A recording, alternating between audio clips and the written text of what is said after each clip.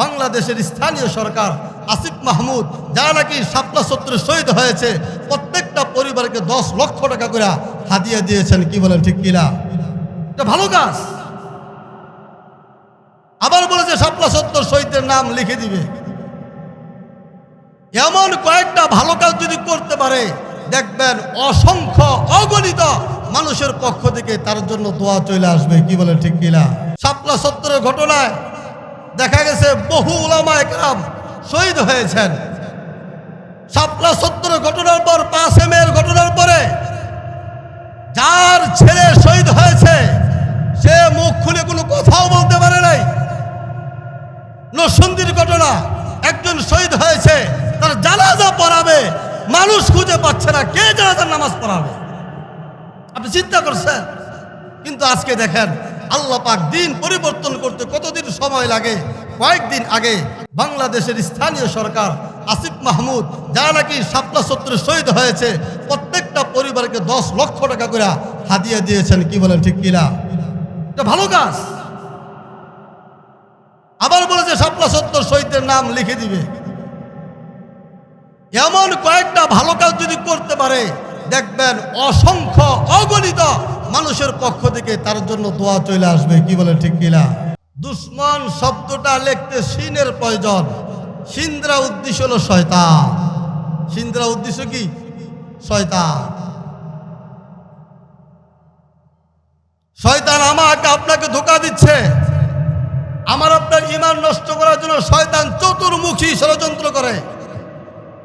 আল্লাহ পাক সূরা আরাফ আয়াত নম্বর 17 এই আয়াত আল্লাহ রাব্বুল আলামিন বলেন, সুম্মা লাআতিয়ান্নাহুম মিন বাইনি আইদিহিম ওয়া মিন খালফিহিম ওয়া আন আইমানিহিম ওয়া আন শামাইলিহিম। আল্লাহ বলে, বান্দা, শয়তান তোমাকে ডান দিক থেকে আক্রমণ করে, শয়তান তোমাকে বাম দিক থেকে আক্রমণ করে, শয়তান তোমাকে সামনে থেকে আক্রমণ করে, শয়তান তোমাকে পিছনের দিক থেকে আক্রমণ করে। কবে থেকে আক্রমণ করতেছে? যেই দিন নাকি আল্লাহ বলেছিলেন শয়তান তুমি আদমকে সিজদা করো, শয়তান আদমকে সিজদা করে নাই, ওই দিনই আল্লাহ পাক তার গলায় লালত তখতা ঝুলাই দিছে, অভিশাপের তখতা ঝুলাই দিছে। শয়তান আল্লাহকে বলছিলেন, আল্লাহ আদমকে সিজদা না করার কারণে আপনি আমাকে লানত তখতা গলায় ঝুলাই দিছেন। সূরা হিজর আয়াত নম্বর 39 এই আয়াত আল্লাহ বলেন শয়তান যে কি কথা আল্লাহকে বলে আসছেন, ক্বালা রাব্বি বিমা আগওয়াইতানি লাউযাইনান্না লাহুম ফিল আরদি ওয়া লাউগফিয়ান্নাহুম আজমাইন। শয়তান আল্লাহকে বলছেন, আল্লাহ আপনি আমাকে গোমরাহ করেছেন, পথভ্রষ্ট করেছেন, লানত তখতা আপনি আমার গলায় ঝুলাই দিয়েছেন।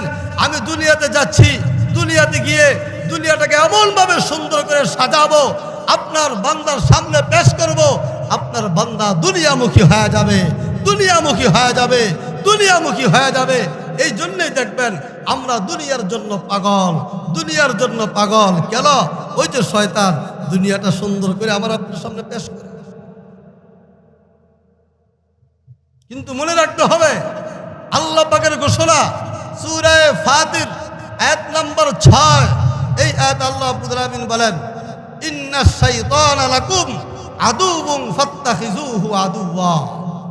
আল্লাহ পাক বলছেন, শোনো, শয়তান তোমাদের প্রকাশ্যে দুশমন, এই জন্য শয়তানকে দুশমনই মনে করতে হবে, শয়তানকে বন্ধু মনে করা যাবে। 3 নম্বর, দুশমন শব্দটা লিখতে মিমের প্রয়োজন। মিম দ্বারা মাখলুক, মাখলুক মানে আমরা। এই মাখলুক দেখবেন আমার আপনার শত্রু, আমার আপনার দুশমন।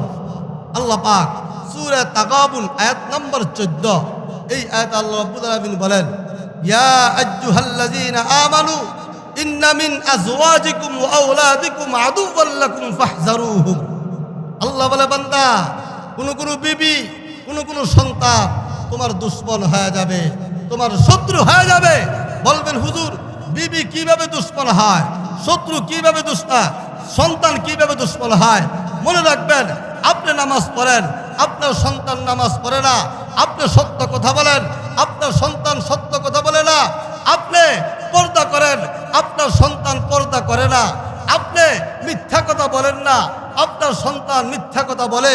আপনি ড্রিঙ্কস জাতীয় ইয়াবা, গাঁজা, ফেনসিডিল এগুলো সেবন করেন না, আপনার সন্তান সেবন করে, যেই সন্তান এগুলো সেবন করে ওই সন্তান কি বন্ধু হতে পারে নাকি দুশ্মন এবং শত্রু হয়ে যায়? দেখেন, আপনি পর্দা করেন, আপনার বিবি পর্দা করে না, আপনি নামাজ পড়েন, আপনার বিবি নামাজ পড়ে না, আপনি অপরিচিত মহিলার সাথে কথা বলেন না, কিন্তু আপনার বিবি অপরিচিত পুরুষের সাথে কথা বলে। যেই মহিলা, যেই বিবি অপরিচিত পুরুষের সাথে কথা বলে, ওই মহিলা, ওই বিবি কি আপনার বন্ধু হতে পারে? কি বলেন, সে কি বন্ধু হতে পারে? না। এই জন্য আল্লাহ বলছেন, কোন বিবি, কোন সন্তান তোমাদের দুশ্মন। এই জন্য শরীয়ত বিরোধী যেই বিবি চলবে, শরীয়ত বিরোধী যে সন্তান চলবে, শরীয়ত বিরোধী যারা চলবে, তারা আপনার আমার বন্ধু হতে পারে না, তারা হলো দুশ্মন এবং শত্রু। কি বলেন, ঠিক কিনা?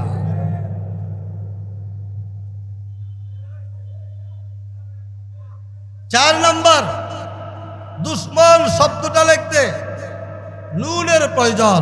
নুন, নুন, এই নুন দ্বারা উদ্দেশ্য হলো নফস। নুন দ্বারা উদ্দেশ্য কি? নফস। নফস প্রত্যেকটা মানুষের ভিতরে আছে। এই নফস যখন মানুষকে ভালো কাজের দিকে ডাকে, এই নফস যখন মানুষকে মসজিদের দিকে ডাকে, এই নফস যখন মানুষকে সত্য কথার দিকে ডাকে, এই নফস যখন মানুষকে ইনসাফের দিকে ডাকে, তখন ওই নফসওয়ালা মানুষটা জান্নাতি হয়ে যায়। কি বলেন, ঠিক কিনা? আবার যখন দেখবেন এই নফস মানুষকে যখন মিথ্যার দিকে নিয়ে যাবে, এই নফস যখন মানুষকে ধোঁকার দিকে নিয়ে যাবে, এই নফস মানুষকে যখন বেপরদার দিকে নিয়ে যাবে, এই নফস যখন মানুষের উপর অন্যায়ের দিকে নিয়ে যাবে, জুলুমের দিকে নিয়ে যাবে, তখন ওই নফসওয়ালা মানুষ কখনো জান্নাতি হবে না, ওই নফসওয়ালা মানুষ জাহান্নামী হয়ে যাবে। কি বলেন, ঠিক কিনা? নফসের কারণে যদি আপনি জাহান্নামে যান, তখন ওই নফস কি আপনার বন্ধু হবে নাকি শত্রু হবে? কথা কয় না। দেখবেন বহু মানুষ আছে নামাজ পড়তে যাবে, নফসে বাধা দেয়, নামাজ পড়া দরকার নাই। বহু মানুষ আছে দাড়ি রাখতে মনে চায়, নফসে বাধা দেয়, দাড়ি রাখিস না। বহু মানুষ আছে ইসলামের পক্ষে কথা বলার জন্য বলে, নফস বলে ইসলামের পক্ষে কথা বলে কি লাভ? বহু নফস আছে মানুষকে বলবে যে ইসলামের পক্ষে ভোট দাও, কিন্তু আবার একটু পরে নফস বলবে ইসলামের পক্ষে ভোট দিয়ে লাভ কি? এমন নফসওয়ালা মানুষ আছে নাকি নাই? যেই নফস তাকে আপনাকে মিথ্যার দিকে ধাবিত করবে, ধোঁকার দিকে ধাবিত করবে, জুলুমের দিকে ধাবিত করবে, অন্যায়ের দিকে ধাবিত করবে, ওই নফস মানুষের বন্ধু হতে পারে না, ওই নফস হয়ে যায় মানুষের দুশ্মন। কি বলেন, ঠিক কিনা? আপনি দেখেন আমাদের এই দেশে আমরা সবাই জানি যে শাপলা চত্বরের ঘটনায় দেখা গেছে বহু উলামায়ে কেরাম শহীদ হয়েছেন। শাপলা চত্বরের ঘটনার পর 5 মের ঘটনার পরে যার ছেলে শহীদ হয়েছে সে মুখ খুলে কোনো কথাও বলতে পারে নাই। নরসিংদীর ঘটনা, একজন শহীদ হয়েছে, তার জানাজা পড়াবে মানুষ খুঁজে পাচ্ছে না, কে জানাজার নামাজ পড়াবে? আপনি চিন্তা করছেন? কিন্তু আজকে দেখেন আল্লাহ পাক দিন পরিবর্তন করতে কতদিন সময় লাগে। কয়েকদিন আগে বাংলাদেশের স্থানীয় সরকার আসিফ মাহমুদ, যারা নাকি শাপলা চত্বরে শহীদ হয়েছে, প্রত্যেকটা পরিবারকে 10 লক্ষ টাকা করে হাদিয়া দিয়েছেন। কি বলেন, ঠিক কিনা? এটা ভালো কাজ। আবার বলেছে শাপলা চত্বর শহীদদের নাম লিখে দিবে। এমন কয়েকটা ভালো কাজ যদি করতে পারে, দেখবেন অসংখ্য অগণিত মানুষের পক্ষ থেকে তার জন্য দোয়া চলে আসবে। কি বলেন, ঠিক কিনা? এই জন্য আমার ভাইরা নফস অনেক সময় অনেক কিছু চায় না, কিন্তু যখন ভালো কাজ করে তখন ওইটার মধ্যে সাহায্য সহযোগিতা আসে কার পক্ষ থেকে? কথা কয় না, কার পক্ষ থেকে আসে?